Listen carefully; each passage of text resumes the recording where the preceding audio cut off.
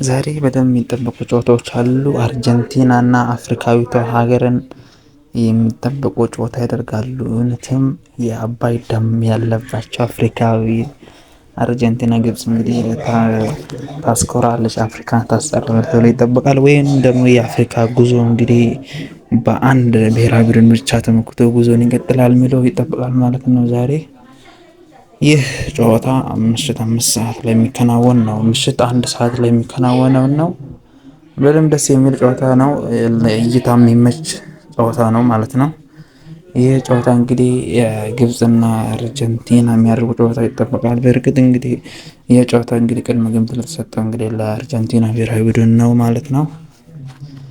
በጣም ተጠባቂ የሆነ ጨዋታ እንደሚሆን ካሁኑ ቅድመ ግምትን አግኝቷል ማለት ነው። ይሄ ጨዋታ እንግዲህ ይሄ ጨዋታና ሌሎችን የተመለከተ መረጃዎችን እናደርሳችኋለን ማለት ነው። ሰብስክራይብ እንዲሁም ላይክ ማድረግ እንዳትረሱ ማለት ነው።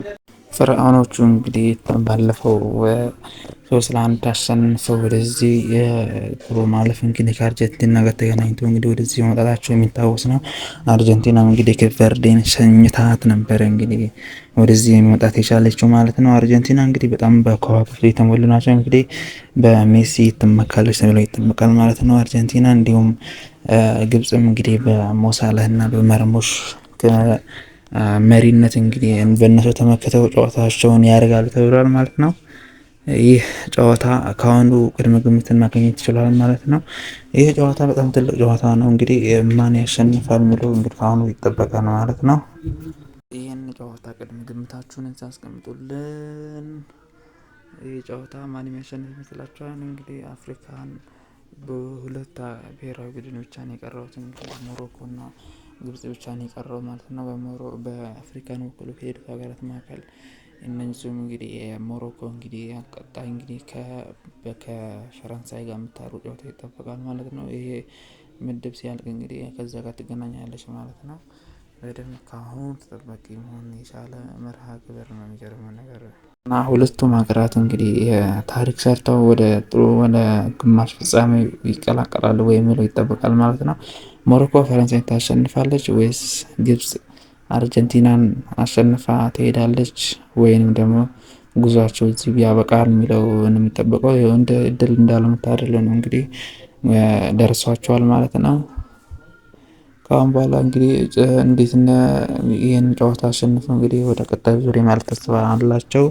ተስፋቸውን እንግዲህ ያለመልማሉ ማለት ነው። ዛሬ ምሽት እንግዲህ ቅድመ ግምት ለተሰጣቸው እንግዲህ ለአርጀንቲና ነው። እንግዲህ በአርጀንቲና በኩል ሁሉም ተጫዋቾች አሉ ተብሏል ማለት ነው። በሜሲም እንዲሁ በፊት መስመሩ አርግተው ይገባሉ። እንዲሁም ደግሞ በግብጽ ብሔራዊ ቡድን ደግሞ ሞሳላህ እና ማርሙሽን ይጠቀሙ ተብሎ ይጠበቃል ማለት ነው። በመከላከል ላይ ነው ብዙ ጊዜ የሚያደርጉት ብሎ ይጠበቃል። 4-3-2 አስተላለፍ ይዞ ይገባል ተብሎ ይጠበቃል። እስካሁን ይፋ አልተደረገም እና ይሄ ብሔራዊ ቡድን እንግዲህ በሜሲን ለማስቆም እንግዲህ ሜሲ ድሮ ብዙ የሚንቀሳቀስ ተጫዋች አይደለም። ቢሆንም እንግዲህ በመከላከል ላይ እንግዲህ ብዙ እንደሚያደርጉ እንግዲህ 4 እንዲሁ 5 ይዞ ሊገቡ እንደሚችሉ ከአሁኑ ተገምቷል ማለት ነው። ከሱም ባለፈ ደግሞ ይሄ እንግዲህ የማለፍ ተስፋ እንዳላቸውም የተነገረ ይገኛል ማለት ነው። ግብጽ ብሔራዊ ቡድን እንግዲህ ሴኔጋል ነበረ በዚህ ዓለም ዋንጫ የተጠበቀችው መምጣት አልቻለችም። እሷም እንግዲህ በአሰልጣኙ እና በተጫዋቾቹ እንግዲህ መምጣት አልቻለችም። 2-0 ሲመሩ ቆይተው መሸነፋቸውን እናስታውስ ነው ማለት ነው።